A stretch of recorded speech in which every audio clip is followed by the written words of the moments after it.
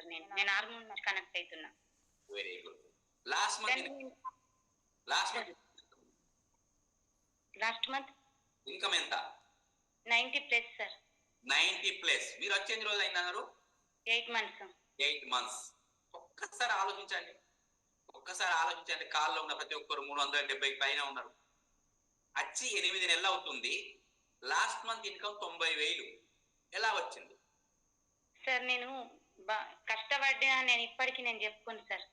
నేను పడినందుకు నాకు మార్జిన్స్ అయితే సక్సెస్ అయితే ఇచ్చిండు. నేను బలంగా నమ్ముకున్నాను సార్.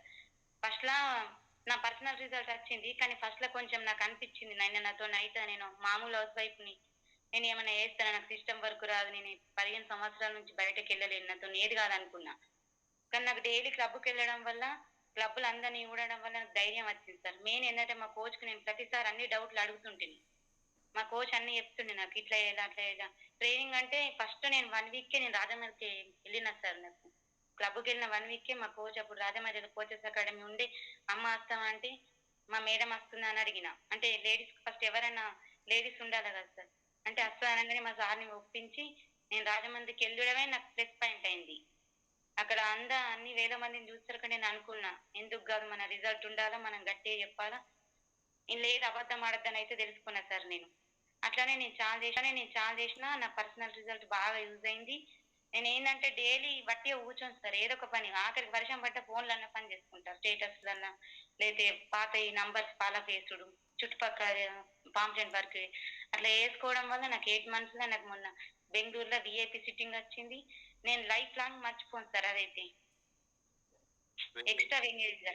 నాకు చాలా, మా ఫ్యామిలీలో అయితే ఎందుకు తిరుగుతున్నావు ఇట్లా పిసిదారు లెక్క పాంప్లెంట్ పట్టుకొని, ఏమైంది నీకు ఇట్లా ఎందుకైనా అన్నోళ్ళు ఇప్పుడు ఆ ఫొటోస్ పెట్టగానే ఇంతవరకు ఒక్కరు కూడా ఎందుకు ఇంటున్నావు అని అనలేదు సార్. నువ్వు బాగా బిజీ, నీకు డిస్టర్బ్ చేయమంటున్నారు. ఏం సరే ఇట్లానే ఉండాలని అంటుంటారు సార్.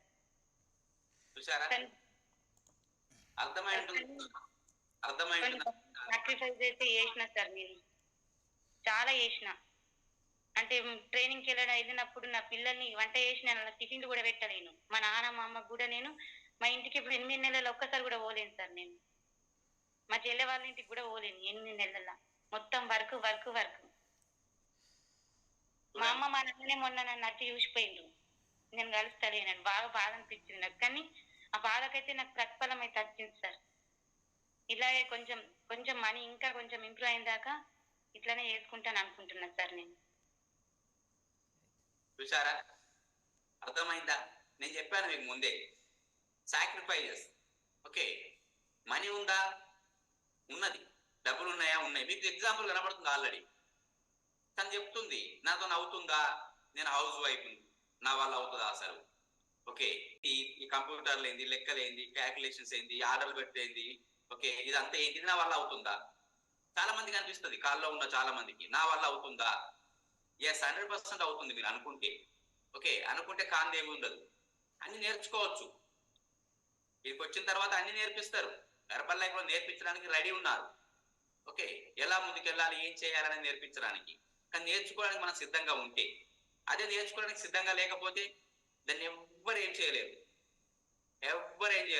ఎందుకంటే గుర్రాన్ని నీళ్ళ దగ్గరికి తీసుకెళ్ళొచ్చు, పట్టుకెళ్ళి లాక్కెళ్ళి గుంజుకెళ్ళి వాటర్ దగ్గర తీసుకెళ్ళి పెట్టొచ్చు మనం.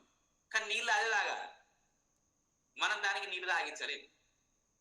సేమ్ హెర్బల్ లైఫ్ లో కూడా అన్ని చెప్తారు, ట్రైనింగ్స్ ఇస్తారు, అన్ని A to Z చెప్తారు. కానీ ఫైనల్ గా రీచ్ అవ్వాల్సింది మనం.